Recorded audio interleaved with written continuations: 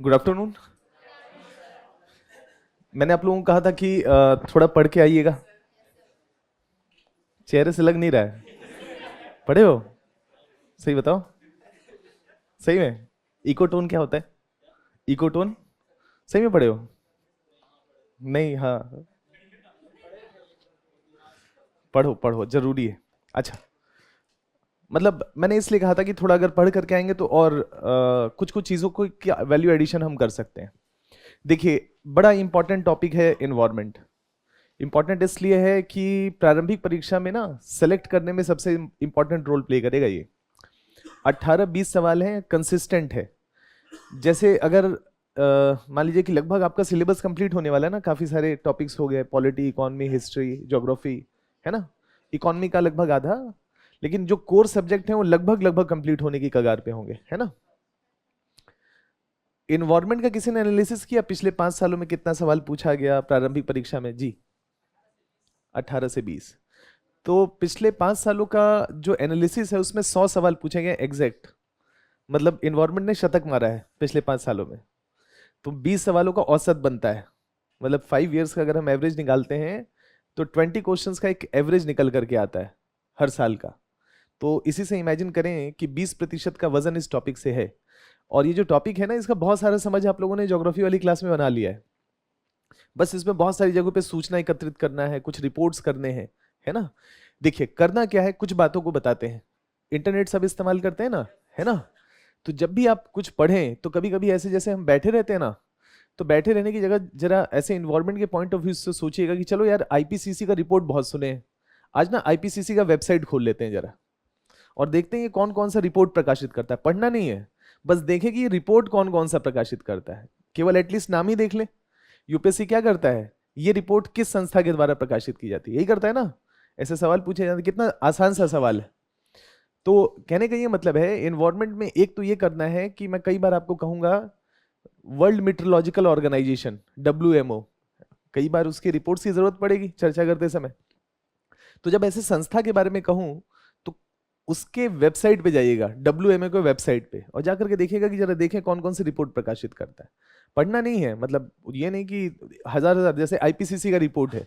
IPCC का report 3000 पन्ने का है, 3000 पेजेस का है, जिसका सिंथेसिस रिपोर्ट है कि आर्कटिक पे क्या पड़ेगा, अटलांटिक मेरीडोनल ओशनिक सर्कुलेशन पे क्या होगा, भारत पे क्या प्रभाव पड़ेगा, मानसून पे क्या प्रभाव पड़ेगा, विश्वत रेखाई जलवायु पे क्या प्रभाव पड़ेगा, ऐसे करके दुनिया भर में प्रभाव को लेकर के 3000 पन्ने छाप दिए, है ना। 11 प्रकार के बायोम किए हैं ना हमने। हर बायोम पे 300-400 पन्ने लिखे गए हैं आईपीसीसी ने, कि विश्वत रेखाई जलवायु पे क्या प्रभाव पड़ेगा, मानसूनी जलवायु पे क्या प्रभाव पड़ेगा, डेजर्ट जलवायु पे क्या प्रभाव पड़ेगा। तो काफी ज्यादा है वो, है ना। उसके लिए मैं हूं समराइज करने के लिए, क्योंकि 3000 पन्ने, मैं ये नहीं कह रहा हूं कि आप नहीं पढ़ सकते हैं, लेकिन केवल वही नहीं पढ़ना है ना, वही नहीं पढ़ना है। तो वो 3000 पन्ने का खंगालने का काम कर रहे हैं, है ना, कि जहां जहां पर भी इंपॉर्टेंट चीजें हो सकती हैं। द पॉइंट इज कि बहुत सारे रिपोर्ट होंगे, बस आपको जाकर के नाम देखना है।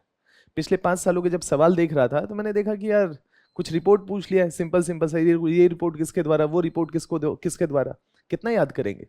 उसकी जगह इंटरेस्ट बनाए कि हफ्ते दिन 10 दिन में 15-20 मिनट के लिए स्क्रॉल करना शुरू करें, जो मन में आए। नाम सुने, United nation framework convention on climate change, जरूर उसका वेबसाइट होगा, उसके वेबसाइट पे चले जाएं, जाकर के देखें कि करता क्या है ना। WMO का नाम सुने, WMO के वेबसाइट पे चले गए। आईपीसीसी का नाम सुने हैं कि यार ये रिपोर्ट हमेशा ये इसकी बात होती रहती है, तो चलो आज उसके वेबसाइट पे चले जाते हैं। मॉन्ट्रियल प्रोटोकॉल का नाम सुने, चलो मॉन्ट्रियल प्रोटोकॉल के वेबसाइट पे चले जाते हैं, आज देखते हैं कि ये करता क्या है, कौन कौन से रिपोर्ट प्रकाशित करता है, क्या बातें कह रहा है। मतलब पढ़ना नहीं है, बस उसके रिपोर्ट्स देखने। क्लियर है, मतलब उत्सुकता जगाना है अंदर से। तो जो पर्यावरण का टॉपिक है उसमें लगभग जो औसतन, अगर हम प्रारंभिक परीक्षा के पॉइंट ऑफ व्यू से बात करें तो 100 सवाल है। मुख्य परीक्षा के पॉइंट ऑफ व्यू से पिछले 3 सालों का क्या औसत होगा, क्या लगता है? लगभग कितने सवाल होंगे? 3 क्वेश्चन।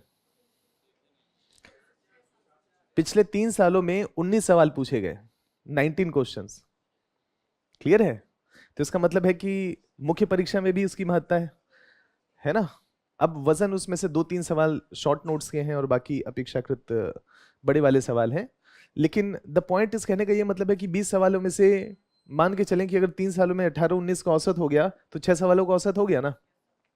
आपदा प्रबंधन अभी बचा ही हुआ है, उससे भी एक दो सवाल आएंगे। तो इसका मतलब है कि जो पेपर 3 का टॉपिक है उसमें इन्वायरमेंट एक अच्छा खासा रोल प्ले कर रहा है। तो केवल प्रारंभिक परीक्षा के पॉइंट ऑफ व्यू से नहीं, पेपर 3 में भी अच्छा परफॉर्म करना है तो इन्वायरमेंट की अच्छी समझ होनी चाहिए। क्लियर है? तो आगे जैसे जैसे क्लासेस बढ़ेंगी मैं कुछ सवाल आपके सामने रखूंगा, लेकिन आज मैं चाहता हूं कि माइंड में किसी भी प्रकार का कोई दुविधा ना रहे, और दुविधा ना रहे तो मैं आपके सामने कुछ सवाल रखूंगा।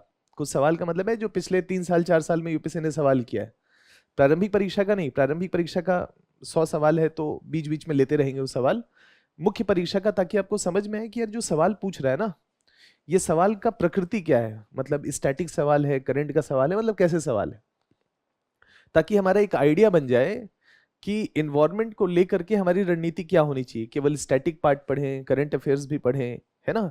जनरली जो हम हर महीने करंट अफेयर्स इन्वायरमेंट की क्लास करते हैं, क्या उससे सवाल आ रहे हैं, नहीं आ रहे हैं?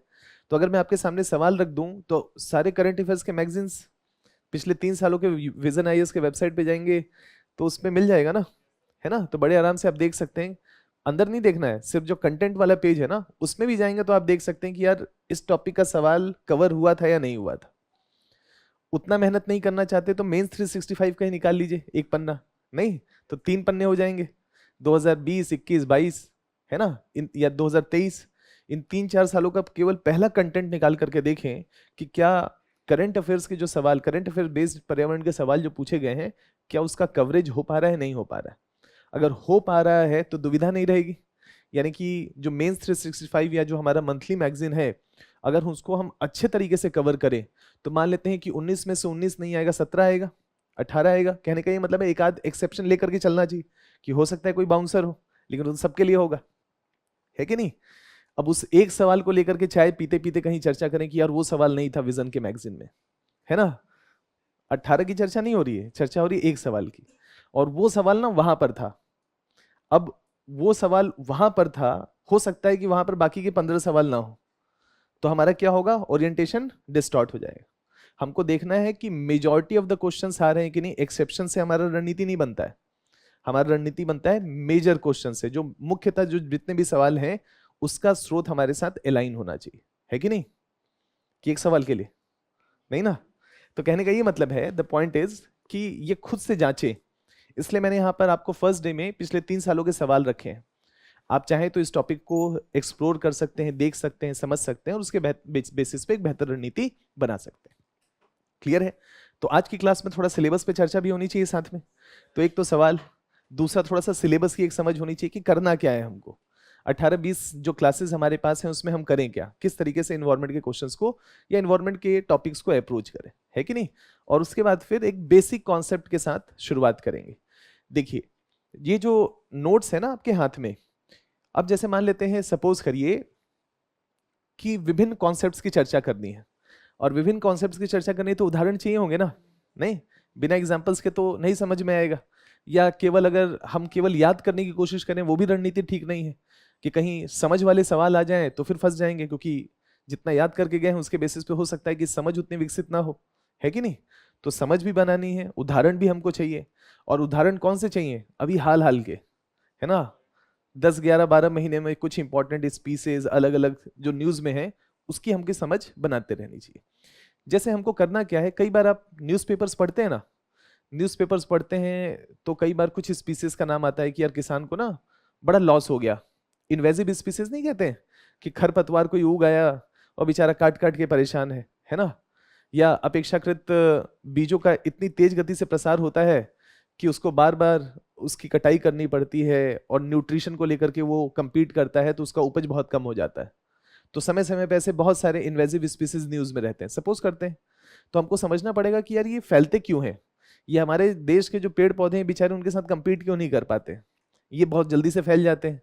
और बाकी जो यहाँ का खुद का है, इन्वेजिव का मतलब है कि भारत का नहीं है, उस क्षेत्र का नहीं है, कहीं और से आया है, और कहीं से और से आकर के वो फैल रहा है, और जो बेचारे खुद यहाँ के हैं वो विस्तार नहीं कर पा रहे। तो डेफिनेटली कुछ मामले उनसे बेहतर होगा, तभी एक्सपेंड कर रहा है वो स्पीसीज, नहीं। अगर एक्सपेंड कर रहा है उसके कुछ महत्व हो तब तो अच्छी बात है, और अगर संकट हो तो इन्वेजिव स्पीसीज हो जाएगा, प्रॉब्लम होगा, विभिन्न प्रकार के प्रॉब्लम्स क्रिएट हो सकते हैं। तो समय समय पे बहुत सारी चीजें न्यूज में रहती हैं। जैसे आप लोग कई बार पढ़ रहे होंगे आर्कटिक का आइस पिघल रहा है, हम लोगों ने देखा भी, चर्चा भी किया हुआ है ज्योग्राफी वाली क्लास में, अटलांटिक मेरीडोनल ओशियनिक सर्कुलेशन। अब तो बहुत विस्तार से चर्चा करेंगे, क्लाइमेट चेंज जलवायु परिवर्तन का टॉपिक होगा तो। लेकिन एक बात तो तय है ना कि आर्कटिक का बर्फ पिघल रहा है। अब आर्कटिक का बर्फ पिघल रहा है तो जरा सोच करके देखें, बैक्टीरिया और फंगस जो होते हैं वो लंबे समय तक सोए रह सकते हैं, मतलब अपने आप को स्टैंड स्टिल कर लेते हैं, इनएक्टिव कर लेते हैं, और जब बेहतर जलवायु आता है दोबारा से एक्टिवेट कर लेते हैं। तो जब आर्कटिक का बर्फ पिघलेगा तो बैक्टीरिया भी तो फ्री होंगे, नहीं होंगे? वायरस भी फ्री होंगे, और बैक्टीरिया और वायरस फ्री होंगे तो जहां जहां पर भी बैक्टीरिया, मतलब जहां जहां से भी आर्कटिक का बर्फ पिघल गया है वहां घास वास सूख गया है, उस घास के साथ बैक्टीरिया क्या करेगा, अपने आप को रिलेट कर लेगा। रिलेट करेगा तो ऐसा बहुत सारा क्या होगा, वायरल और बैक्टीरियल इन्फेक्शन होगा। एंथ्रेक्स का नाम सुने, नाम सुने होंगे। एंथ्रेक्स एक बैक्टीरिया है, वायरस नहीं है ना, एक बैक्टीरिया है और बहुत ही डेंजरस बैक्टीरिया है। अगर वो हमारे शरीर में एंटर कर जाता है तो शरीर में ब्लैक ब्लैक कलर के धब्बे पड़ने लग जाते हैं, सेल्स वहां से डैमेज, मतलब ब्लैक का मतलब है जैसे स्याह हो जाता है, जैसे कोई चोट नहीं लगता है तो स्याह रंग हो जाता है, तो सेल डैमेज करना शुरू कर देता है, आदमी धीरे धीरे करके गुजर जाता है ना। ये हमारे फूड चेन का हिस्सा बन सकता है बैक्टीरिया। कैसे हो सकता है, गाय जाकर के उसको चरे घास को, उसके साथ बैक्टीरिया उसमें एंटर कर गया, फिर उसके थ्रू वो फूड चेन का हिस्सा बना तो हमारे अंदर एंटर कर गया, या हम उसके कांटेक्ट में आए, वो छींक रहा है खांस रहा है गाय, है ना, या उसका जो भी लार्वा है उसके कांटेक्ट में आए, उसके थूक के कांटेक्ट में आए, कंटेमिनेट हुए, हमारे शरीर में एंटर हो गया, फूड चेन फूड वेब का हिस्सा बन सकता है कि नहीं? तो इसका मतलब है कि बहुत सारे उदाहरण जो करंट के पॉइंट ऑफ व्यू से हैं उसको भी हमको विभिन्न कॉन्सेप्ट के साथ जोड़ जोड़ करके लेना पड़ेगा। तो मैं आपके साथ बहुत सारे एग्जांपल्स की चर्चा करूंगा, और वो जो कंटेम्पररी और रेलेवेंट हैं, क्योंकि बहुत सारे सवाल ऐसे हैं जो प्रारंभिक परीक्षा में पूछे गए हैं जो सूचना आधारित थे, यानी कि करंट में कोई पार्टिकुलर स्पीसीज न्यूज में था, अच्छे कारणों से बुरे कारणों से, है ना, उसको लेकर के यूपीएससी ने पूछ लिया, उसके कैरेक्टरिस्टिक्स के बारे में पूछ लिया, अच्छा है खराब है, क्या करता है, भूमिका क्या है, कहाँ रहता है ना, कहाँ से ग्रो किया, अलग अलग चीजों के बारे में, किस भौगोलिक क्षेत्र में निवास करता है, ऐसे बहुत सारे सवाल पूछता है। तो ऐसे में हमको स्पीसीज मालूम होने चाहिए, फंगस बैक्टीरिया से लेकर के वेल मछली तक। वेल पृथ्वी का सबसे बड़ा प्राणी, तो उसके बीच में जो भी एयर है, वाटर है, लैंड है ना, उसमें जो भी विभिन्न प्रकार की स्पीसीज पिछले 1-1.5 सालों में न्यूज में है, उसकी भी एक समझ अलग अलग एग्जांपल्स के माध्यम से होनी चाहिए। क्लियर है? तो इन सब चीजों को इंक्लूड करना है, इन सब चीजों की एक समझ बनाते हुए आगे बढ़ना है। शुरू में जो क्लासेस होंगी, शुरू में थोड़ा सा पेस स्लो रहेगा, ताकि जो कॉन्सेप्ट कॉन्सेप्ट वाले टॉपिक है ना वो अच्छे हो जाए, क्योंकि उन कॉन्सेप्ट वाले शब्दावली का बार बार इस्तेमाल होगा फिर आगे, है कि नहीं? तो एक बार अगर कॉन्सेप्ट अच्छे से बन गया, उसके बाद तो फिर आसान है, पॉल्यूशन है, प्रदूषण है, वेस्ट मैनेजमेंट है, क्लाइमेट चेंज है, सब अप्लाइड टॉपिक है, बड़े आराम से उसको कर लेंगे। लेकिन अगर मान लेते हैं कि इकोटोन नहीं समझ में आया, इकोलाइन समझ में नहीं आया, है ना, कैरिंग कैपेसिटी का कॉन्सेप्ट नहीं समझ में आया, मान लेते हैं पोटेंशियल नहीं समझ में आया किसी एक पार्टिकुलर प्राणी का, या जो भी उससे जुड़े हुए ecological food pyramid, food chain के जो कॉन्सेप्ट्स हैं, अगर वो बेहतर नहीं बने तो जैव विविधता की चर्चा अच्छे से नहीं हो पाएगी। तो जैव विविधता का एक पूरा टॉपिक ही है जिसमें वैश्विक रूप से भारत के द्वारा क्या प्रयास किए जा रहे हैं, भारत में जैव विविधता को लेकर के जो भी हॉट स्पॉट का, बायोडाइवर्सिटी का कॉन्सेप्ट, यूनेस्को का जो नेचुरल हेरिटेज साइट का कॉन्सेप्ट है, वो तो बहुत आसान सा है, वो तो सूचना ही है। लेकिन उस जैव विविधता के लिए, अल्फा बीटा गामा डाइवर्सिटी के लिए हमको विभिन्न तरीके से कुछ concepts, food chain, food web की समझ होनी चाहिए। कोई एक क्षेत्र है, ऐसे सोचें कि कोई एक क्षेत्र है, उसमें घास खाने वाला एक प्राणी है, हिरण है, हिरण को खाने वाला शेर है मान लेते हैं, बस दो ही हैं उस जंगल में, जैव विविधता ज्यादा है कि कम है? कम। और अगर 3-4 चेन हो तो ज्यादा हो, और हिरण के साथ साथ और विभिन्न प्रकार के लोग घास खाने वाले हो तो और भी ज्यादा कॉम्प्लेक्स, और भी ज्यादा डाइवर्स होगा। तो इसी को अल्फा बीटा गामा डाइवर्सिटी के नाम से जाना जाता है।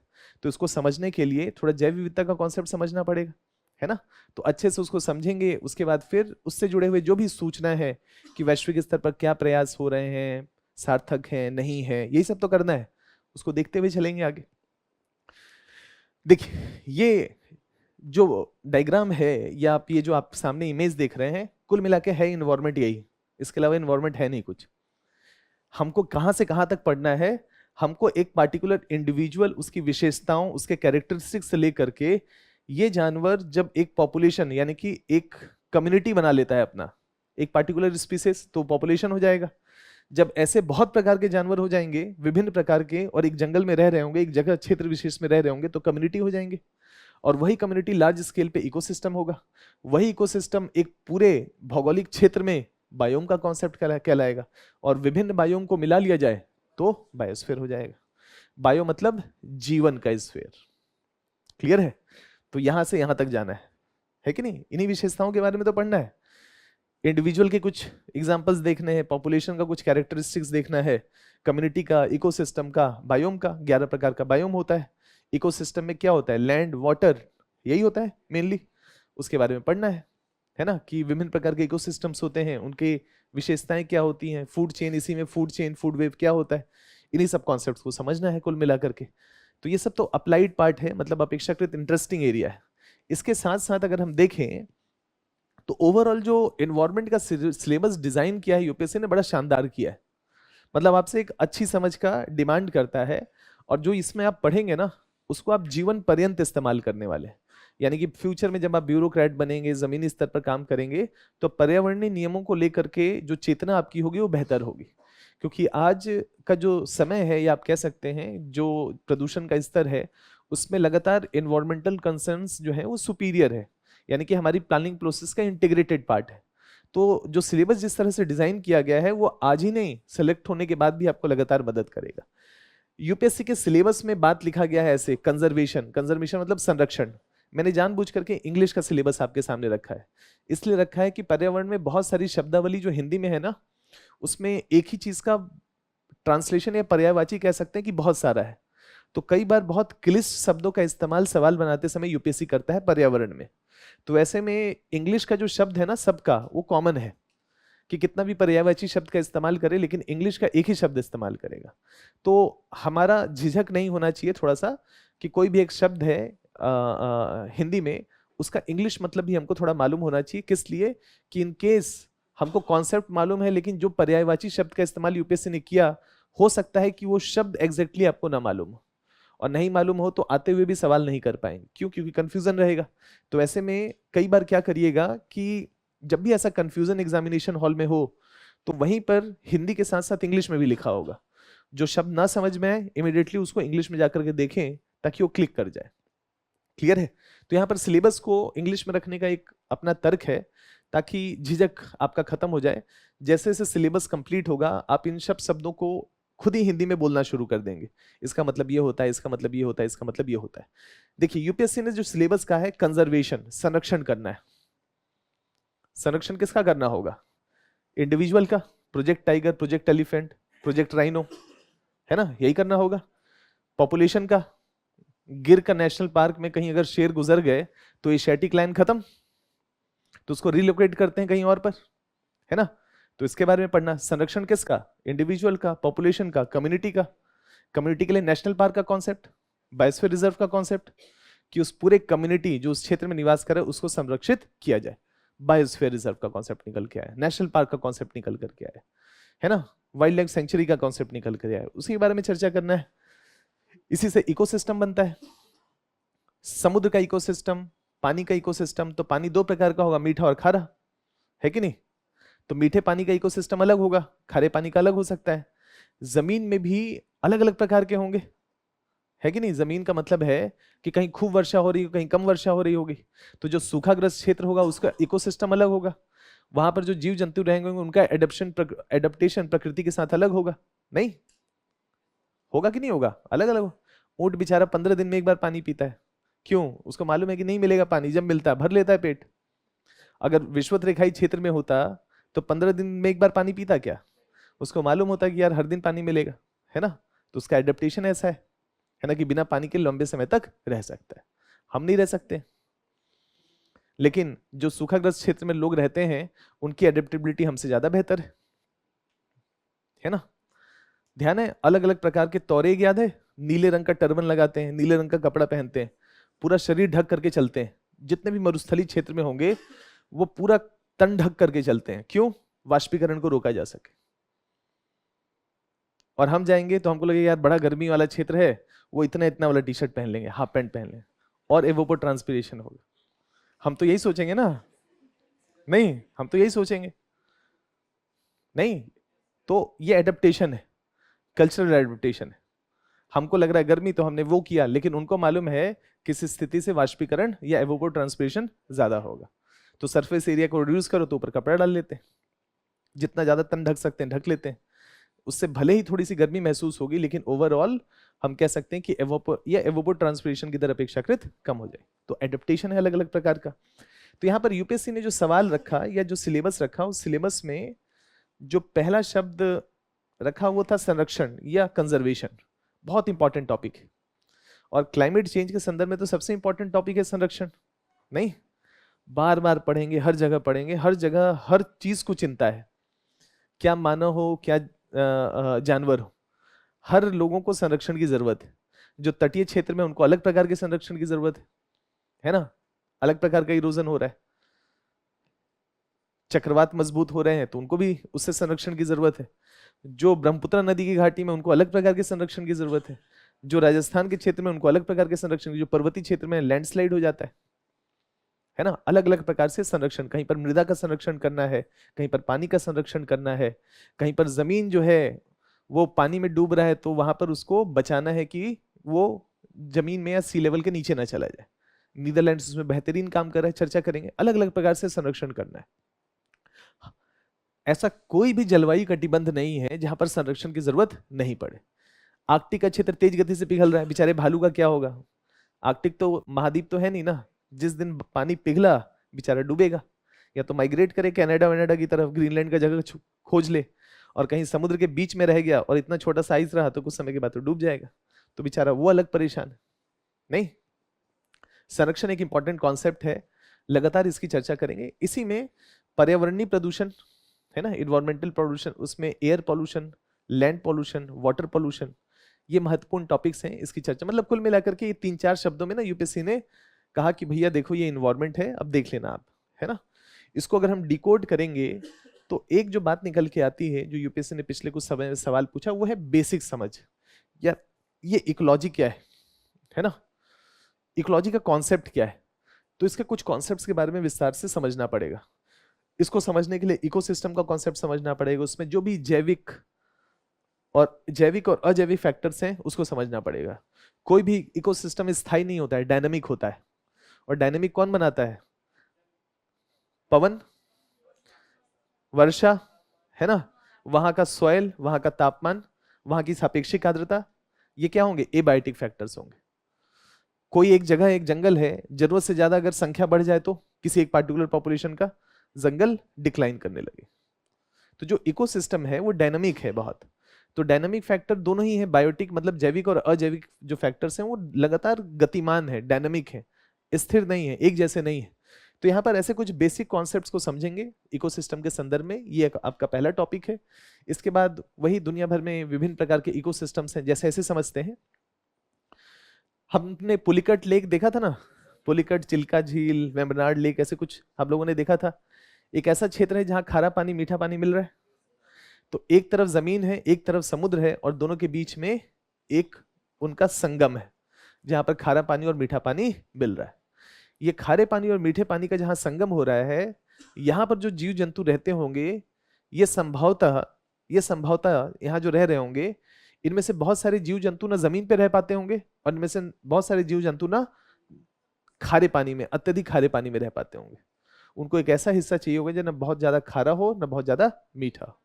एक यूनिक प्रकार का इकोसिस्टम विकसित होगा कि नहीं, है ना। तो इसका मतलब है कि मान लेते हैं पानी में है तो वाटर वाला एक्वेटिक इकोसिस्टम है, लैंड पे आएगा तो लैंड का, और उन दोनों के बीच का एक ट्रांजिशनल एरिया, न पूरी तरह से जमीन है न पूरी तरह से पानी है। ऐसा हो सकता है कि साल के कुछ महीनों में पानी भर जाए उस क्षेत्र में, साल के कुछ महीनों में पानी ना भरा हो, है ना। देखेंगे, इसी को इकोटोन का कॉन्सेप्ट कहा जाता है, विस्तार से इसको समझेंगे। तो यहाँ पर विभिन्न प्रकार के इकोसिस्टम्स हो सकते हैं। उसमें से एक टेरिस्ट्रियल मतलब जो जमीन पे, एक्वेटिक मतलब पानी में, है ना। चेंजेस इन इकोसिस्टम में इन दोनों के बीच का एक ट्रांजिशनल एरिया हो सकता है। क्या टेरिस्ट्रियल और एक्वेटिक इकोसिस्टम में कोई बदलाव हो रहा होगा कि एक जैसा ही होगा? क्या लग रहा है? प्रवाल भित्तियां गुजर नहीं रही होंगी, विरंजन नहीं हो रहा होगा। और प्रवाल विरंजन होगा तो जो समुद्री इकोसिस्टम है, पानी के नीचे का इकोसिस्टम है, क्या उसमें बदलाव होंगे? पॉजिटिव होंगे, नेगेटिव होंगे, उसका क्या प्रभाव होगा, ये सब देखना पड़ेगा, समझेंगे इसको। अब उनका संरक्षण कैसे करें, है ना? क्या इकोलॉजी और इकोनॉमी के बीच में क्या एक द्वंद्व हो सकता है? क्या इकोलॉजी इकोनॉमी को भी प्रमोट कर सकता है ना? तो इसको भी समझना पड़ेगा, इसको भी देखना पड़ेगा। फिर पॉपुलेशन का एक कैरेक्टरिस्टिक है, जैसे आपके सामने बात रखते हैं, है ना, ग्रोथ पोटेंशियल। मान लेते हैं एक खरगोश है और एक हाथी है, एक साल के बाद दोनों की जनसंख्या समान होगी? नहीं होगी।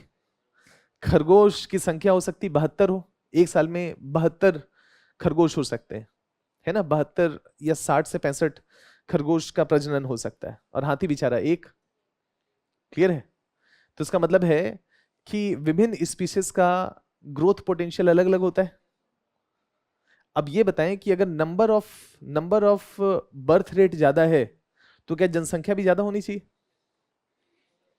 क्या नंबर ऑफ बर्थ रेट मतलब अगर मान लेते हैं जन्म दर ज्यादा है तो इसका मतलब जनसंख्या भी ज्यादा होना चाहिए? होना चाहिए।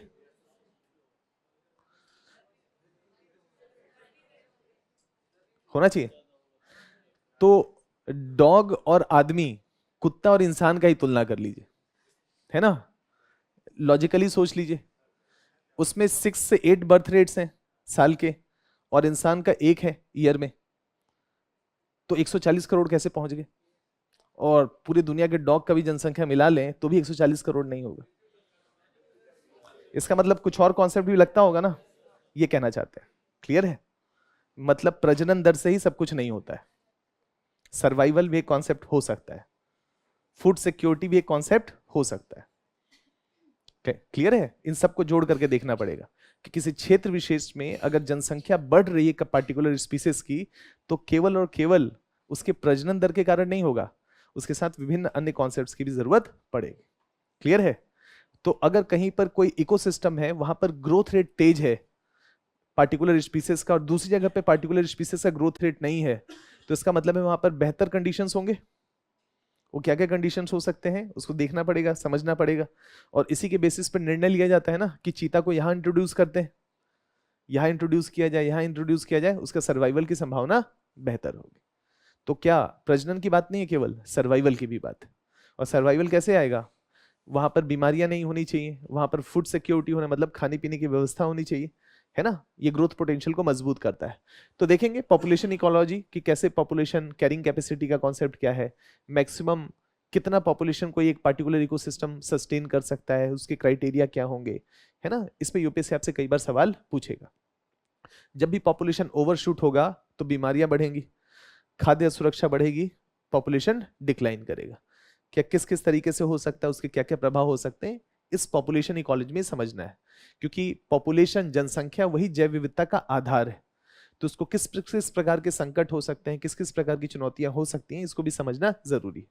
इसके बाद ओवरऑल बायोम का कॉन्सेप्ट है। हमने 11 प्रकार के जलवायु प्रदेश किए थे, याद है ना? अब उसी जलवायु प्रदेश में कुछ स्पीसीज का नाम करना पड़ेगा, फ्लोरा और फौना, और उसकी विशेषताएं देखनी पड़ेंगी, है ना? बायोम का कॉन्सेप्ट तो हम लोग देखते थे ना, आर्द्रता क्या होगा, तापमान कहाँ होगा, किस अक्षांश में अवस्थित होगा, ये सब कॉन्सेप्ट हमने देखा है।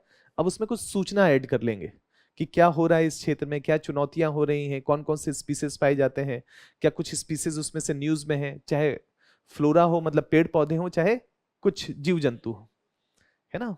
उसके बारे में देखना पड़ेगा, कौन कौन से स्पीसीज हैं, क्यों पाए जाते हैं, उसका कारण क्या है। तो यहाँ पर बायोस्फीयर का कॉन्सेप्ट है, major biomes of the world. तो दुनिया में 11 जलवायु प्रदेश हमने किया है, वो 11 बायोम्स है, उसको देखेंगे। इसके अलावा, है ना, इंडिया में कौन कौन से बायोम्स पाए जाते हैं, और वही जैव विविधता में अल्फा बीटा गामा डाइवर्सिटी, जो अभी थोड़ी देर पहले आपको बता रहे थे, इन सब चीजों के बारे में चर्चा करेंगे। एक इंपॉर्टेंट कॉन्सेप्ट है, ध्यान होगा आपको, मैंने आपके साथ एक रॉक साइकिल के बारे में चर्चा किया था, अग्नेय चट्टाने, अवसादी चट्टाने, कैंथरी चट्टाने, इस तरीके से। और जब हम पर्यावरण वाली क्लास में आ रहे थे तो मैंने थोड़ा नाइट्रोजन साइकिल के बारे में, ऑक्सीजन साइकिल के बारे में चर्चा किया था, याद आ रहा है ना? ये वही टॉपिक है ना? थोड़ा सा इसमें और डिटेलिंग में जाना पड़ेगा, oxygen cycle, nitrogen cycle, hydrological cycle, क्योंकि ये इंपॉर्टेंट है, क्योंकि न्यूट्रिशन की रिसाइकलिंग हो रही है, और न्यूट्रिएंट की रिसाइकलिंग होगी तो जैव विविधता, या आप कह सकते हैं कि जो भी विभिन्न जीव जंतु हैं उनके लिए रिसोर्सेज उपलब्ध हो सकते हैं। तो ये थोड़ा सा समझना पड़ेगा, सल्फर की क्या भूमिका है, फास्फोरस की क्या भूमिका है, नाइट्रोजन, फास्फोरस, पोटाश, याद है ना?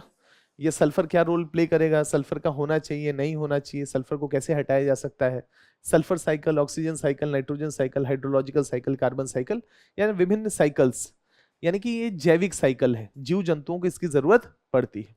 तो जैव विविधता के पॉइंट ऑफ व्यू से, जीव जंतुओं के विकास के पॉइंट ऑफ व्यू से इनकी भूमिका क्या है, इस पे यूपीएससी कई बार कुछ प्रारंभिक परीक्षा के पॉइंट ऑफ व्यू से सवाल पूछता है। मुख्य परीक्षा के पॉइंट ऑफ व्यू से तो नहीं, लेकिन हाँ ऐसा सवाल पूछता है, तो देखेंगे। जैव विविधता एक इंपॉर्टेंट टॉपिक है, यूपीएससी का बहुत ही फेवरेट एरिया है, अभी देखेंगे, है ना। अभी कुछ क्वेश्चंस आपको दिखाते हैं। जैव विविधता एक इंपॉर्टेंट टॉपिक। दुनिया में 11 बायोम्स है ना, 11 प्रकार के जलवायु प्रदेश हैं, तो हर जगह का पे जीव जंतु का एडेप्टेशन उस जलवायु के अनुसार होगा। तो जैव विविधता अपने आप दुनिया भर में विभिन्न प्रकार के जीव जंतु पाए जाएंगे। इनको लेकर के कुछ कॉन्सेप्ट्स होंगे, types of biodiversity, alpha beta gamma. क्या बायोडाइवर्सिटी को लेकर के चुनौतियां हैं, मतलब लॉस हो रहा है, थ्रेट्स हैं, क्यों है, तो कॉजेज क्या हो सकते हैं। इन्वेजिव स्पीसीज, जैसे मैंने अभी आपको बताया था कि कोई एक पार्टिकुलर जगह पे कोई बाहरी प्लांट आकर के ग्रो कर जाए, वो इन्वेजिव हो जाएगा, उसके लिए वो क्या करेगा, तेज गति से ग्रो करेगा, तो बाकी के साथ कंपीट करेगा, तो संकट की स्थिति होगी। जैसे सफेदे वाला एक एग्जांपल दिए थे ज्योग्राफी की क्लास में, याद है। यूकलिप्टस का पेड़ कहा जाता है उसको, उसकी जड़ें बहुत गहरी होती हैं, उसके आसपास कोई भारतीय पेड़ नहीं ग्रो कर पाता है, क्योंकि उसकी जड़ें कम गहरी होती हैं, उसकी जड़ें ज्यादा गहरी। तो बेचारा ऊपर का भी पानी पीता है, बेचारा तो नहीं, नीचे का भी पीना, और जो दूसरे उसके बगल वाला वो बेचारा, वो ऊपर का पानी उसको मिलता नहीं है, जड़ें उसकी गहरी है नहीं, तो बेचारा प्यास से धीरे धीरे करके गुजर जाता है। क्लियर है, देखता है सफेदे आ गया तो यहां पर तो अंकुरण उसका नहीं हो सकता है, क्लियर है, या वहां पर उसका ग्रोथ नहीं हो सकता। तो इन्वेजिव स्पीसीज इफेक्ट क्या होगा बायोडाइवर्सिटी का, लॉस होगा तो उसका प्रभाव हम पे क्या पड़ेगा, विभिन्न प्रभाव पड़ सकते हैं, एस्थेटिक हो सकता है, इकोनॉमिक हो सकता है, सोशियो कल्चर हो सकता है ना, अलग अलग प्रभाव हो सकते हैं, इन्वायरमेंटल पॉइंट ऑफ व्यू से हो सकता है। इसको देखेंगे, बहुत सारे स्पीसीज न्यूज में रहते हैं, एक्सटिंक्ट हो गए, खत्म हो गए, गायब हो गए, दिखे ही नहीं, और कुछ समय के बाद, कुछ 70 साल, 90 साल, 100 साल के बाद अचानक से दिख जाते हैं। तो IUCN उसका लिस्ट जारी करता है, international union for conservation of nature. Endangered, critically endangered, है ना, सुने होंगे ऐसा, है ना, वल्नरेबल, एक्सटिंक्ट, है ना, नियर एक्सटिंक्ट, ऐसे करके अलग अलग कैटेगरीज बनाता है। इसको देखेंगे, है ना, इसको समझने की कोशिश करेंगे।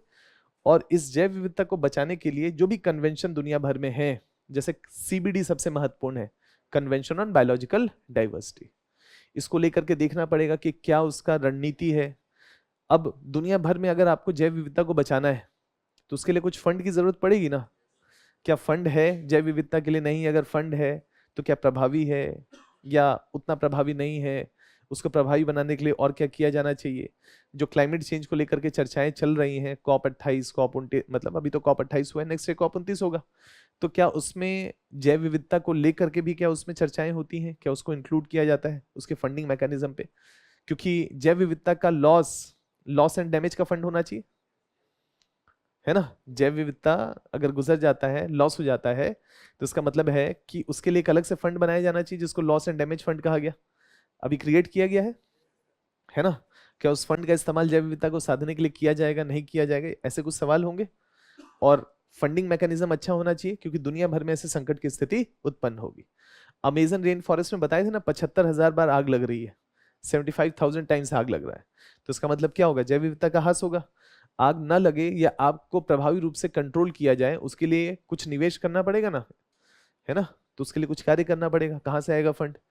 तो इसमें ही देखेंगे, इसी में उसके बारे में चर्चा करेंगे कि संरक्षण को लेकर के रणनीतियां क्या है, और रणनीतियों में सब कुछ राजनीतिक रूप से क्या कर रहे हैं, वैश्विक स्तर पर क्या कर रहे हैं, राज्य के स्तर पर, मतलब हर देश जैसे भारत क्या कर रहा है, फंडिंग मैकेनिज्म को लेकर के हम भारत क्या कर रहे हैं, वैश्विक स्तर पर क्या फंडिंग मैकेनिज्म है, प्रभावी है, निष्प्रभावी है, और क्या किया जाए, इस पे एक चर्चा होनी चाहिए। और ये एक एरिया है जिस पे यूपीएससी सवाल पूछेगा, प्रदूषण पे, है ना। जैसे गंगा का पोल्यूशन एक इंपॉर्टेंट टॉपिक है ना, वाटर के पॉइंट ऑफ व्यू से देखा जाए, पानी के पॉइंट ऑफ व्यू से देखा जाए, तो गवर्नमेंट ऑफ इंडिया का काफी ज्यादा फोकस है नमामि गंगे पे, या national mission for clean Ganga पे, है ना। और गवर्नमेंट ऑफ इंडिया ने कमिटमेंट किया था कि 2022 तक, मतलब हम बहुत हद तक उसके प्रॉब्लम को सॉल्व कर लेंगे, लेकिन अभी उसका 40% प्रॉब्लम भी सॉल्व नहीं हुआ है। 40% क्या, 25-30% भी नहीं सॉल्व हुआ है, 20% ही सॉल्व हो पाया है। तो इसका मतलब है कि अभी काफी एफर्ट लगाने की जरूरत पड़ेगी। तो यूपीएससी आपसे कई बार प्रदूषण वाले सवाल पूछेगा, और मैंने पानी का टॉपिक आपके साथ चर्चा नहीं किया है, तो पानी का टॉपिक विस्तार से देखेंगे, और उसके साथ साथ जो भी पानी का प्रदूषण का टॉपिक है उस टॉपिक को देखेंगे। इसके साथ साथ लैंड डिग्रेडेशन भी एक इंपॉर्टेंट टॉपिक है ना, भूमि का डिग्रेड होना। उसके लिए हमने मरुस्थलीकरण की प्रक्रिया देखी है, लेकिन और बहुत सारे प्रॉब्लम्स हमको देखने हैं। सॉइल इरोजन का प्रॉब्लम हम लोगों ने देख लिया है, डिजर्टिफिकेशन वाला देख लिया है ये प्रॉब्लम, लेकिन इस, है ना, ये सब याद है, मृदा अपरदन वाला प्रॉब्लम, डिजर्टिफिकेशन वाला, मृदा संरक्षण वाला, है ना, एक्सेस इरिगेशन, लवणीकरण, क्या मतलब, ये सब चीजें हम लोगों ने देखा है। लेकिन इसके साथ साथ इलेक्ट्रॉनिक्स वेस्ट भी एक मेजर प्रॉब्लम है, तो उसको भी समझना पड़ेगा, वो भी लैंड डिग्रेडेशन का एक कारण होगा, है ना। इसके साथ ही साथ ओवरग्रेजिंग, ओवरग्रेजिंग का मतलब है अत्यधिक चराई, ये भी क्या होगा, लैंड डिग्रेडेशन का एक कारक होगा। इसके बारे में चर्चा आपसे नहीं हुई है, इसके बारे में हमारी रणनीति होनी चाहिए, क्या करें, क्यों हो रहा है ओवरग्रेजिंग, है ना, उसको साधने के क्या उपाय हो सकते हैं, इसको समझना पड़ेगा, देखना पड़ेगा। वायु प्रदूषण तो एक एवरग्रीन टॉपिक है ना, तो इस पे चर्चा करेंगे, देखेंगे इस पे। मैरीन पॉल्यूशन पे एक टॉपिक पे आपसे चर्चा किए थे, प्लास्टिक पॉल्यूशन पे, लेकिन बार बार वहां पर बोले थे कोस्टल रेगुलेशन जोन और इन सब चीजों पे विस्तार से चर्चा करेंगे, याद आ रहा है।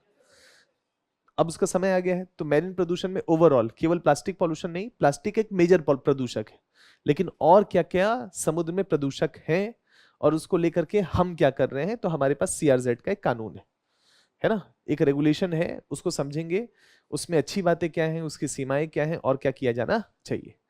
ऐसे ही माइनिंग है, माइनिंग एंड पॉल्यूशन। तो माइनिंग में, जैसे माइनिंग के बारे में मैंने आपसे चर्चा जरूर किया, अगर ध्यान होगा, कोयले वोयले के बारे में चर्चा किया, माइनिंग के बारे में चर्चा किया, सरकार की नीतियों के बारे में भी आपसे चर्चा किया, है ना, जो भी कोल को लेकर के और अलग अलग आवंटन की नीतियां थी वो सब हम लोगों ने देखा। लेकिन पर्यावरणीय दृष्टिकोण से हमने बहुत ज्यादा चर्चा नहीं किया। जैसे सपोज करते हैं, कोयले को अगर जलाया जाए, है ना, तो कोयले से प्रदूषक कम से कम कैसे रिलीज हो, मतलब बहुत बहुत से प्रदूषक को हम कैसे रोक सकें, इसको लेकर के सरकार प्रभावी रूप से काम कर रहा है। मैंने कुछ कोल वॉशिंग टेक्निक और इन सब बात पे बात किया था, लेकिन थोड़ा और विस्तार से चर्चा करना पड़ेगा कि जो भी स्क्रबर्स का नीति है, स्क्रबर्स को लेकर के जो सरकार ने भी नीतियां बनाई थी, उसको लेकर के अभी समय सीमा बढ़ाया है, उसको भी समझना जरूरी होगा। तो इसको देखेंगे, पॉल्यूशन को लेकर के खास करके। जैसे गवर्नमेंट ऑफ इंडिया ने कहा कि कोयले को बैन नहीं कर सकते, इस बार भी COP 28 में भारत के ऊपर दबाव था, भारत क्या लिया पोजीशन, कोयले के बारे में चर्चा नहीं करेंगे, मतलब कोयले के बारे में भारत ने कोई कमिटमेंट नहीं किया। देखेंगे, इसको समझेंगे। इसके अलावा नॉइस पोल्यूशन बड़ा टॉपिक तो नहीं है ना। रेडियो एक्टिव पॉल्यूशन एक टॉपिक निकल सकता है, रीजन ये कि जापान में जो भी अर्थक्वेक आया उससे रेडियो एक्टिव लीकेज की संभावना मतलब उस क्षेत्र में बढ़ी। तो ऐसी स्थिति में थोड़ा सा रेडियो एक्टिव पॉल्यूशन करंट के पॉइंट ऑफ व्यू से इंपॉर्टेंट हो गया, तो इस टॉपिक को देखेंगे, है ना, इसके बारे में समझने की कोशिश करेंगे। और पानी के बारे में जैसे मैंने नमामि गंगे और इसके माध्यम से बताया, तो वाटर डिग्रेड हो रहा है, और इसमें दोनों ही प्रकार के पानी होंगे, एक सतही जल और एक भूमिगत जल। उन दोनों का कारण क्या है, उसका प्रभाव क्या है, इसको दूर करने की रणनीतियां क्या हो सकती हैं, इसकी एक समझ हमारी होनी चाहिए। तो ये जो पॉल्यूशन एक ऐसा टॉपिक है, जनरली यूपीएससी इस पे सवाल पूछता है, अलग अलग तरीके से इस पे सवाल पूछे जाते हैं। एक ये इमर्जिंग टॉपिक, इंपॉर्टेंट टॉपिक है, क्या है, वेस्ट मैनेजमेंट। इसी को सर्कुलर इकोनॉमी कहा गया ना, चक्रीय अर्थव्यवस्था, जो आप लोग बार बार इकोनॉमिक्स में पढ़ रहे होंगे, सर्कुलर इकोनॉमी। तो वेस्ट मैनेजमेंट का क्या पर्पज है, एक पंथ दो काज है, एक ओवरऑल प्रदूषण को कम किया जाए और दूसरा सर्कुलर इकोनॉमी को प्रमोट किया जाए। तो ऐसी स्थिति में देखेंगे सॉलिड वेस्ट मैनेजमेंट को लेकर के हमारे देश में क्या है। जैसे जो भी हम एक शहर में रह रहे हैं, इस शहर में जो भी सॉलिड ठोस अवशिष्ट जनरेट हो रहा है, इसका मैनेजमेंट कैसे किया जाए, है ना, इसको लेकर के हमारी क्या रणनीतियां हैं, तो इसको देखेंगे, समझेंगे। अब इस सॉलिड वेस्ट में ई वेस्ट हो सकता है, इस सॉलिड वेस्ट में बायोमेडिकल वेस्ट, हॉस्पिटल से निकला हुआ, है ना, मान लीजिए किसी को टीबी है, अगर उस जो भी उसका इलाज हो रहा है उससे रिलेटेड जो भी चीजें हैं वो हैजार्डस चीज हो गया, मतलब इमेजिन करें कि उसका अगर सेफ तरीके से डिस्पोजल नहीं हुआ तो वो बैक्टीरिया एक्सपेंड करेगा कि नहीं करेगा, एक्सपेंड करेगा। तो ऐसे में बायोमेडिकल वेस्ट का मैनेजमेंट कैसे किया जाए, उसको लेकर हमारे पास कुछ नीतियां हैं, तो 2016 का एक नीति है ना। इसके अलावा जो भी अन्य हैजार्डस वेस्ट हैं, जैसे मान लेते हैं लोहा ही है ना, मान लेते हैं किसी फैक्ट्री से निकला, और किसी फैक्ट्री से निकला और जिस फैक्ट्री में उसका इस्तेमाल हो रहा था उसमें विभिन्न प्रकार के हैवी मेटल्स का इस्तेमाल हो रहा था, लीड का इस्तेमाल हो रहा था, मरकरी का इस्तेमाल हो रहा था कुछ प्रोडक्ट बनाने के लिए। तो ऐसे में जो भी व्यक्ति उसके कांटेक्ट में आएगा, उसको ब्रेक करने जाएगा, तो हो सकता है कि मरकरी का कंटेमिनेशन हो जाए, लीड का कंटेमिनेशन बढ़ जाए। तो ऐसे में ऐसे वेस्ट का मैनेजमेंट कैसे किया जाए, इसको लेकर के भी हमारे पास कुछ रूपरेखा होनी चाहिए। तो एक वेस्ट मैनेजमेंट आपका एक इंपॉर्टेंट टॉपिक है जिसकी एक समझ बनाएंगे। किसी ने अपना मुख्य परीक्षा वाला जो पेपर है विजन का देना शुरू किया? किसी ने नहीं? संभाल के रखना है ना, आगे काम आएगा। भूगोल का टॉपिक तो कंप्लीट हो गया ना, ज्योग्राफी। हाँ कोई भी टेस्ट नहीं दिया अभी तक? नहीं नहीं, मिनी नहीं, वो जो 30 टेस्ट है फुल लेंथ में। कल से? तो जमा करने से पहले वो कॉपी दिखाइएगा हमको, कल क्लास है, ठीक है ना? या परसों दिखा दीजिएगा, पक्का? हाँ नहीं, चेक होके फिर तो वो कहेंगे अभी आया नहीं, आया नहीं है ना? हाँ कल दिखाइएगा। कहने का मतलब ये है, कहने का मतलब लिखना जरूरी है। अब देखिए ध्यान से, बहुत प्रकार के सवाल इस पे बन सकते हैं। ये जो टॉपिक है ना आपका, ये इस टॉपिक में क्या सवाल बन सकता है, जैसे मैं आपको एक उदाहरण रखता हूं आपके सामने। एक हमने एएमओसी का टॉपिक किया था, अटलांटिक मेरीडोनल ओशन, इसी के कारण है ना, एक एप्लीकेशन हो सकता है ना उसका। आर्कटिक सागर अगर पिघलता है तो अटलांटिक मेरीडोनल ओशियनिक सर्कुलेशन छोड़ें, ऐसे सोचें कि ओवरऑल उस पूरे क्षेत्र पे क्या प्रभाव और वैश्विक प्रभाव क्या होगा आर्कटिक के पिघलने मात्र से, है ना? अटलांटिक मेरीडोनल ओशियनिक सर्कुलेशन तो महासागरीय धाराओं का एक कॉन्सेप्ट हो गया ना, वो कैसे प्रभावित करेगा, उसके माध्यम से भी आप आंसर लिख सकते हैं। लेकिन एक सवाल केवल आर्कटिक आर्कटिक तेज गति से पिघल रहा है, इसका क्या प्रभाव पड़ेगा, तो विभिन्न तरीके से प्रभाव चर्चा करना पड़ेगा। तापमान पे, आर्द्रता पे, वर्षा पे, नॉर्थ अमेरिका पे, यूरोप पे, भारत पे, अलग अलग तरीके से। नहीं, जैव विविधता के पॉइंट ऑफ व्यू से अलग अलग तरीके से, तो एक सवाल बन सकता है इस मतलब सिर्फ इसके पॉइंट ऑफ व्यू से। अब क्लाइमेट चेंज में केवल बर्फ बर्फ की बात करूं तो हिमालय भी तो पिघल रहा होगा। तो अगर हिमालय के ग्लेशियर्स तेज गति से पिघल रहे होंगे तो इसके क्या प्रभाव होंगे, कारण क्या होगा, प्रभाव क्या होगा। तो एक सवाल हिमालय हिमालय के क्षेत्र का बन सकता है कि नहीं, है कि नहीं? अब इसी में अंटार्कटिका का पोलर वॉर्टेक्स, ध्रुवी भंवर वाला कॉन्सेप्ट ध्यान है? ध्रुवी भंवर, ध्रुवी भंवर नहीं कराए क्या?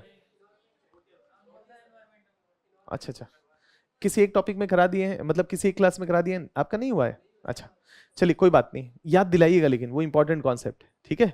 ध्रुवी भंवर, पोलर वॉर्टेक्स, है ना? जब जेट धारा कमजोर पड़ेगी तो ध्रुवी भंवर विकसित होगा, यानी कि अंटार्कटिका में ओजोन का जो है एक क्षरण तेज गति से होगा। इसके लिए ध्रुवी भंवर को कमजोर होना पड़ेगा, और ध्रुवी भंवर को कमजोर होने के लिए जेट धारा का कमजोर होना पड़ेगा। और जेट धारा के कमजोर होने के लिए, जेट धारा कहां बनता है, जहां पर गर्म और ठंडी हवाएं मिल रही थी, याद है?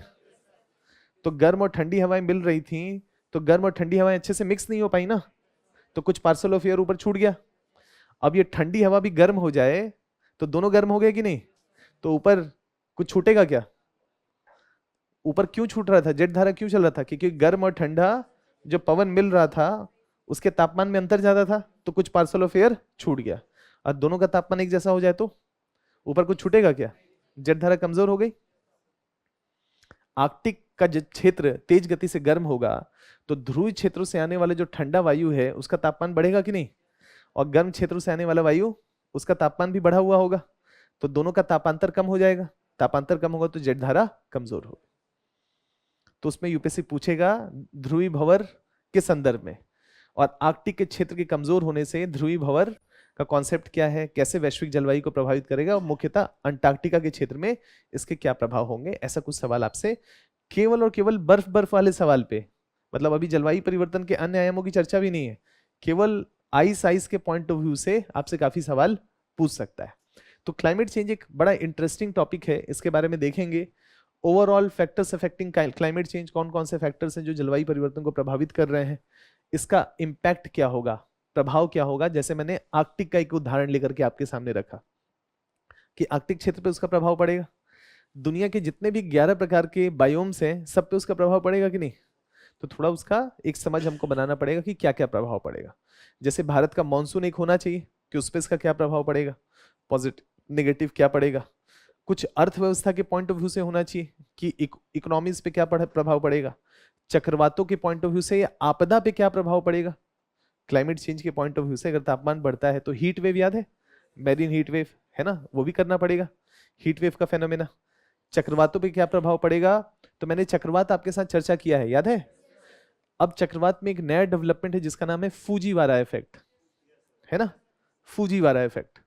तो उसकी चर्चा यहां पर करेंगे, थोड़ा मतलब थोड़ा क्या अच्छे से कर लेंगे, ताकि कुछ है नहीं, चक्रवाती है वो भी, लेकिन फूजीवारा इफेक्ट का मतलब है कि एक ही समय पे एक से ज्यादा चक्रवात बन सकते हैं। क्यों? क्योंकि पानी अपेक्षाकृत गर्म हो रहा है, और गर्म हो रहा है तो मान लेते हैं कि समुद्र का पानी अत्यंत गर्म हो गया और उसी महासागर में एक साथ एक ही समय पे दो चक्रवात बन गए, और दो चक्रवात बन गए तो दोनों घूम रहे हैं, और दोनों घूमते घूमते आपस में टकरा गए तो एक बहुत बड़ा चक्रवात बन जाएगा जिसका नाम होगा फूजीवारा इफेक्ट। तो विश्व के जो महासागर गर्म हो रहे हैं उससे क्या ऐसे चक्रवातों की संख्या बढ़ सकती है? तो उसकी एक समझ बनाएंगे थोड़ा, मतलब देखेंगे कि ये भी इसका प्रभाव है ना। तो फूजीवारा इफेक्ट के बारे में चर्चा करेंगे। जो भी अंतरराष्ट्रीय कन्वेंशंस हैं क्लाइमेट चेंज को साधने के लिए, उसमें से इंपॉर्टेंट क्या है? UNFCCC, United nation framework convention on climate change. और उसमें अभी हाल ही में जो COP28 की मीटिंग हुई उसकी समझ बनानी पड़ेगी कि क्या बात है, मतलब 1992 से लेकर के अभी तक क्या यात्रा रही है और अभी हम क्या कर रहे हैं जलवायु परिवर्तन को साधने के लिए, कन्वेंशन क्या है। अब इसी में कुछ अंतरराष्ट्रीय संस्थाएं हैं जैसे यूएनईपी है, United Nation Environment Programme, World Meteorological Organisation, ये भी उसको लेकर के चर्चा करता है, जलवायु परिवर्तन को लेकर के कार्य करता है। तो इनके कुछ रिपोर्ट्स है ना, कहाँ पर अवस्थित हैं, हेडक्वार्टर्स क्या है, ऐसा कुछ प्रारंभिक परीक्षा के पॉइंट ऑफ व्यू से भी मेहनत करना पड़ेगा। इन्वायरमेंटल इंपैक्ट असेसमेंट है ना, कोई भी प्रोग्राम, कोई भी प्रोजेक्ट जब शुरू करते हैं तो प्रोजेक्ट शुरू करने से पहले क्या आकलन नहीं कर लेना चाहिए कि अगर ये प्रोजेक्ट यहाँ पर लागू कर दिया जाए, आ जाए, तो उस क्षेत्र पे इसका क्या प्रभाव पड़ेगा। 2006 का हमारा एक कानून है, 2020 में इसको अपडेट किया गया और यूपीएससी ने भी सवाल पूछा कि अभी हाल ही में जो बदलाव किया गया है ईआईए में, उसका आलोचनात्मक परीक्षण करें, पॉजिटिव क्या है, उसका नेगेटिव क्या है, ऐसा सवाल पूछा गया। तो इसको देखेंगे। इन्वायरमेंटल इंपैक्ट असेसमेंट, मैंने कृषि के बारे में आपसे चर्चा किया था, लेकिन उसमें से संधारणीय कृषि के बारे में चर्चा नहीं किया था। ऑर्गेनिक फार्मिंग बोला भी था, ये बात मैंने आपको, ऑर्गेनिक फार्मिंग, जीरो बेस या जीरो बजट फार्मिंग है ना, इन सब चीजों के बारे में कहा था कि मैंने विस्तार से आपके साथ चर्चा करेंगे, है ना। तो देखेंगे जीरो बजट फार्मिंग क्या होता है, ऑर्गेनिक फार्मिंग क्या होता है ना, विभिन्न तरीके की जो मतलब कृषि में संधारणीय कृषि का जो कॉन्सेप्ट है उसको देखेंगे। भारत सरकार क्या प्रयास कर रहा है, क्या सीमाएं हैं और क्या किया जाना चाहिए। और इको टूरिज्म का एक कॉन्सेप्ट है, टूरिज्म को प्रमोट करना है लेकिन पर्यावरणीय दृष्टिकोण से प्रमोट करना है। तो इको टूरिज्म का कॉन्सेप्ट क्या है, क्या भारत में संभावनाएं होंगी, है ना, भारत में संभावनाएं हैं, भारत के लिए चुनौतियां क्या हैं, भारत सरकार क्या कर रहा है इको टूरिज्म को प्रमोट करने के लिए, है ना, इन सब चीजों के बारे में एक समझ बनाएंगे और ये हमारा सिलेबस हो जाएगा। तो कुल मिलाकर के ये जो सिलेबस है ये काफी विस्तारित सिलेबस है ना, काफी एक्सटेंडेड सिलेबस है। अब ये जो आपके पास बुकलेट है, इस बुकलेट में समय समय पे कुछ अपडेट करने की जरूरत पड़ेगी, ठीक है। और आज जो पीपीटी अपलोड किए हैं उसको आप ध्यान से जाकर के पढ़िएगा। कई कई जगह पे एग्जाम्पल्स की कमी लग रही थी, और खास करके चूंकि 1-1.5 साल पहले ही प्रिंट हुआ है तो एग्जाम्पल्स तो नहीं थे, कहीं कहीं पर थे, लेकिन हमको ऐसे एग्जाम्पल्स चाहिए थे जो करंट के पॉइंट ऑफ व्यू से हों, ताकि अगर यूपीएससी सवाल पूछे तो मतलब आप उसको करने की स्थिति में हो। तो मैं लगातार ऐसा अपडेट करता रहूंगा। अगर आपको लगेगा कि पीडीएफ में कुछ ऐसे एग्जाम्पल्स को आप उसमें लिखना चाहें तो उसमें लिख लीजिएगा, अगर आपको लगे कि नहीं इसी को पढ़ना चाहिए तो आप इसको पढ़ लीजिएगा, जो भी आपको ठीक लगे। लेकिन ओवरऑल ये जो स्ट्रक्चर है, हम इसी स्ट्रक्चर पे आगे बढ़ेंगे।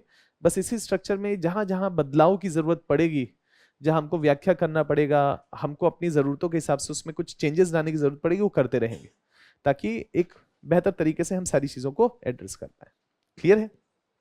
सिलेबस का एक मोटा मोटा समझ बना है ना। अब आगे जैसे जैसे थोड़ा कुछ क्लास हो जाए तो कुछ सवालों के माध्यम से हम देखेंगे, या हर टॉपिक के पीछे कुछ सवाल दिए हुए हैं। तो अच्छी बात है कि हर क्लास के बाद, यानी कि एक जब चैप्टर 1 कंप्लीट हो जाए या 1-2 टॉपिक्स जब कंप्लीट हो जाए तो पीछे जो सवाल है उनको देखिएगा कि वो सवाल आपसे हो रहे हैं या नहीं हो रहे। दिया है ना पीछे सवाल, है ना। तो इसका मतलब है कि पढ़ने के बाद जब हमारा एक टॉपिक कंप्लीट हो जाए तो ये सवाल आपसे होने चाहिए, और अगर सवाल ना हो तो उन सवालों को लेकर के आइए, चर्चा करेंगे कि सर ये वाला सवाल नहीं हो रहा है, इस पर डिस्कशन हम करते हैं।